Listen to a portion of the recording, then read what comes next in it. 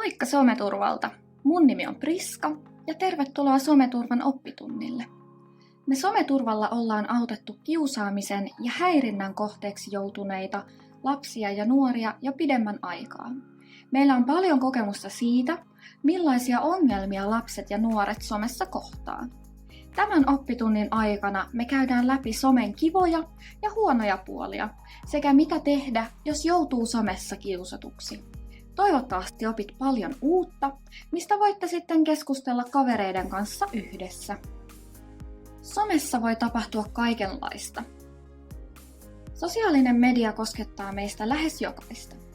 Vaikka olisitkin vielä liian nuori TikTokiin tai Snapchattiin, katsot ehkä videoita YouTubesta tai pelaat jotakin peliä, jossa on mahdollista keskustella muiden pelaajien kanssa. Some tuo mukanaan paljon kivoja juttuja.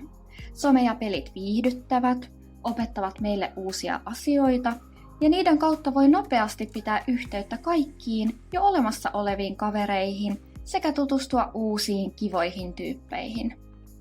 Somessa voi kuitenkin törmätä myös epämiellyttäviin, hämmentäviin tai vaikeisiin tilanteisiin. Voit joutua somessa tilanteisiin, joissa et tiedä, miten toimia. Mitä sovelluksia sä käytät tai mitä pelejä pelaat?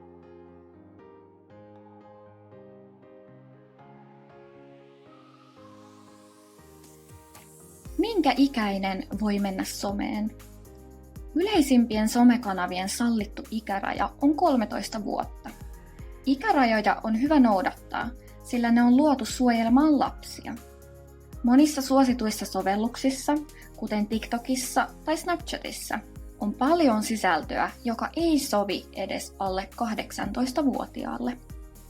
On olemassa lapsille suunnattuja somekanavia, kuten Momio. Peleistä esimerkiksi Fortnite, Minecraft ja Brawl Stars ovat myös ikärajallisia. Tuntuuko ikärajojen noudattaminen vaikealta?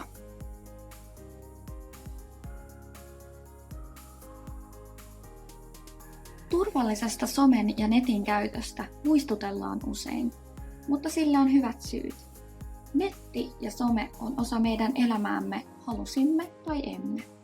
Vaikka somea käyttäisi kuinka paljon, ei kaikkia tilanteita voi ennakoida. Myös monet somevaikuttajat joutuvat pohtimaan paljon omaa turvallisuuttaan somessa. Onkin tärkeää tietää, miten itseään voi suojata vastoinkäymisiltä somessa. Tässä meidän muutama vinkki itsensä suojaamiseen. 1. Pidä tilisi yksityisinä. Tilien pitäminen yksityisenä on paras tapa suojata itseä somessa. Tällöin voit itse päättää, kuka näkee sinun julkaisut ja kuka voi lähettää sinulle viestiä. 2. Ole tarkkana yhteystietojasi kanssa. Somessa on helppoa esiintyä valeprofiilin avulla toisena henkilönä. Älä siis anna puhelinnumeroasi, osoitettasi tai kerro asuinpaikkaasi kenellekään, jonka luotettavuutta epäilet. Pidä myös salasanastasi huolta, älä anna sitä kenellekään. Kaikkiin ihmisiin ei voi somessa valitettavasti luottaa. 3. Jos jokin mietityttää, kysy neuvoa. Jos somessa tai peleissä tapahtuu jotain ikävää, kannattaa aina kertoa siitä aikuiselle tai pyytää meiltä Someturvalta apua tilanteeseen. Vastoinkäymisten kanssa ei tarvitse jäädä yksin. Jos aikuiselle kertominen tuntuu hankalalta, voit aina kysyä meiltä neuvoja nimettömästi. Mitä muuta voit tehdä parantaaksesi omaa turvallisuuttasi somessa?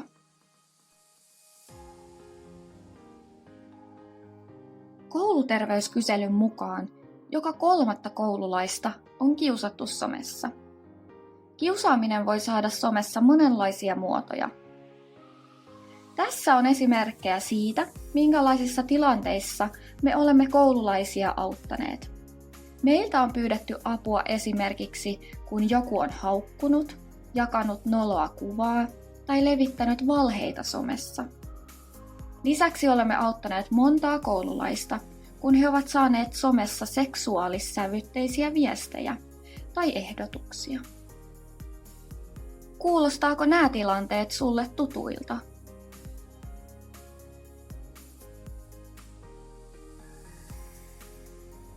Meiltä saat apua kaikenlaisiin aikaisemmin mainittuihin somekiusaamisen ja häirinnän muotoihin ja mihin tahansa muuhunkin somessa, netissä tai peleissä kohdattuihin vaikeisiin tilanteisiin.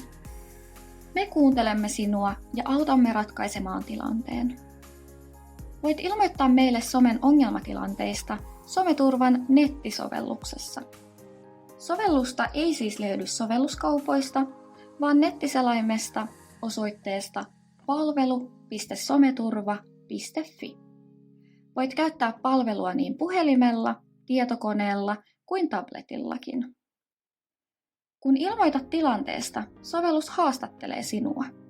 Jos sua on esimerkiksi haukuttu, se kysyy millä tarkoilla sanoilla sua on nimitelty, kuinka kauan tätä on jatkunut, millä somealustoilla haukkuminen on tapahtunut ja minkälaista apua sä meiltä toivoisit. Kun oot lähettänyt ilmoituksen, me käydään se läpi. Kun olemme arvioineet tilanteesi, lähetämme sinulle sovelluksessa vastauksen. Saat sen yleensä 1-2 arkipäivän kuluessa. Vastaus pitää sisällään selkeät toimintaohjeet ja tiedon siitä, onko esimerkiksi haukkuminen ylittänyt sun kohdalla rikoksen rajan. Kaikkea ei nimittäin tarvitse somessakaan sietää. Kiusaaminen, haukkuminen, uhkaileminen tai aikuisen sinulle lähettämät seksuaaliset viestit voivat ylittää rikoksen rajan. Seuraavaksi käymme läpi 3 tositarinoiden pohjalta muokattua keissi-esimerkkiä tilanteista, joissa meiltä voi pyytää apua. Mä saan joka viikko ilkeitä viestejä yhdeltä koululaisilta, joka kiusaa mua.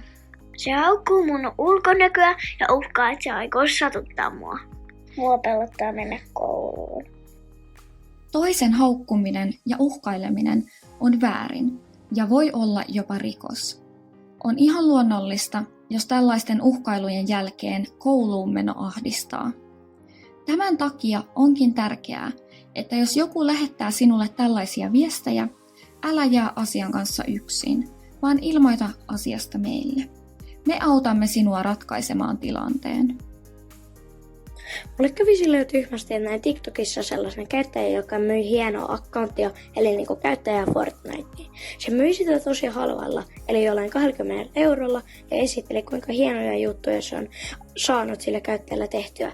Mä kerroin mun äidille, että halusin ostaa sen käyttäjä, ja mun äiti varoitteli mua, että se saattaa olla joku huijari. Mutta sovittiin, että voin käyttää omia rahojani siihen ja ostaa sen käyttäjä omalla vastuulla. Ja sit kun mä annoin sille TikTokilla maksuksi PlayStation 20 euron lahjakortin, niin se esti mut sen jälkeen heti. Mua nolotti ja tuli tosi typerä olo siitä, että olin tullut huijatuksi. Kerroin äidillä tilanteesta ja ilmoitettiin heti Someturvaa. Ne onneksi osasi auttaa ja se TikTokaja maksoi kreditit takaisin. Huijatuksi tuleminen peleissä on tosi tavallista, eikä siinä ole mitään noloa tai hävettävää. Huijari on toiminut todella väärin ja vastuu on kokonaan hänellä. Huijatuksi tuleminen harmittaa varmasti, mutta onneksi tällaiset tilanteet saadaan usein ratkaistua. Älä siis anna sen pilata peli-iloasi, vaan ilmoita meille, niin autamme sinua selvittämään tilanteen. Vanhempi mies on lähetellyt mulle viestejä, joissa se aluksi kyseli vaan mun harrastuksesta ja kehui mua. Nyt se on alkanut puhua, että haluaisi tavata mun perheen ja kyseli missä asun. Se on myös pyytänyt, että lähettäisin sille paljastavia kuvia. Sanoi, että vie mut leffaan, jos lähetän. Grooming tarkoittaa sitä, kun aikuinen lähestyy nuorempaa lasta tai nuorta somessa ja haluaa lopulta houkutella nuoremman seksuaalisiin tekoihin. Grooming on harmillisen tavallista somessa, sillä siellä on helppo esiintyä uskottavasti jonain toisena henkilönä. Tyypillistä on, että keskustelu alkaa arkisilla aiheilla tai kehuilla ja etenee sitten seksuaalisten tekojen ehdotteluun. Välillä henkilö voi myös tarjota jotain vastapalvelukseksi. Näihin tilanteisiin on erittäin tärkeää puuttua nopeasti ja ilmoittaa, koska samoilla tekijöillä on tapana jatkaa toimintaa muiden lasten kanssa. Heidät on siis tärkeää pysäyttää. 3 hyvää syytä pyytää apua someturvalta. 1. Ensinnäkin kiusaamiseen kannattaa puuttua somessa nopeasti. Netissä asiat leviävät helposti ja voivat nopeasti saada isot mittasuhteet. 2. Meiltä voit kysyä apua todella matalalla kynnyksellä. Palvelumme on täysin nimetön ja luottamuksellinen. Me emme kerro sun tilanteesta kenellekään, ellet sinä itse halua. Me emme myöskään tuomitse. Voit siis kysyä neuvoa myös tilanteessa, jossa pohdit, oletko itse mokannut jotenkin. 3. Sun ei tarvitse itse tietää, onko sun tilanne jollakin tavalla vakava vai ei. Voit pyytää meiltä apua missä tahansa tilanteessa, joka tuntuu sinusta ahdistavalta tai väärältä. Voit kysyä mistä tahansa tilanteesta, mikä on jäänyt mietityttämään.